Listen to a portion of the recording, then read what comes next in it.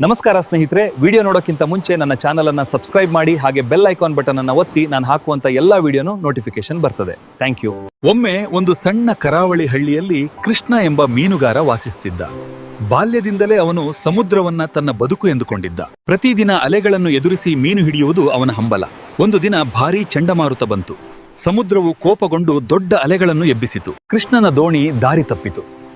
ಆಕಾಶ ಕತ್ತಲಾಗಿ ದೋಣಿ ಗಾಳಿಗೆ ಸಿಲುಕಿ ಅವನು ದಿಕ್ಕು ತಪ್ಪಿದನು. ಅನೇಕ ಗಂಟೆಗಳ ನಂತರ ದೋಣಿ ಒಂದು ನಿರ್ಜನ ದ್ವೀಪದ ಬಳಿ ತಲುಪಿತು. ದ್ವೀಪದಲ್ಲಿ ಯಾರೂ ಇರಲಿಲ್ಲ. ನೀರು ಕುಡಿಯಲು ಕಷ್ಟ, ಆಹಾರ ಇಲ್ಲ. ಆರಂಭದಲ್ಲಿ ಕೃಷ್ಣ ತುಂಬಾ ಭಯಗೊಂಡ. ಸಾಯಲೇಬೇಕಾ ಎಂದು ಮನಸ್ಸು ನಲುಗಿತು. ಆದ್ರೆ ತಕ್ಷಣ ಅವನು ತಾಯಿಯ ಮಾತು ನೆನಪಿಸ್ಕೊಳ್ತಾ ಇದ್ದಾನೆ.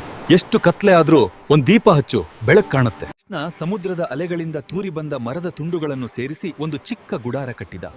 ಮಳೆ ನೀರನ್ನ ಕಲೆ ಹಾಕಿ ಕುಡಿಯಲು ಕಲಿತುಕೊಂಡ. ಗಳಿಗಾಗಿ ಕಾಡು ಹುಡುಕಿದ.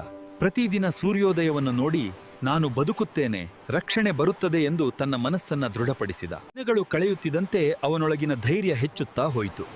ಒಂದು ರಾತ್ರಿ ಗುಡುಗಿನ ಹೊಡೆತದಿಂದ ಅವನ ಗುಡಾರಕ್ಕೆ ಬೆಂಕಿ ತಗುಲಿತು. ನಿಶ್ಶಬ್ದನಾದ.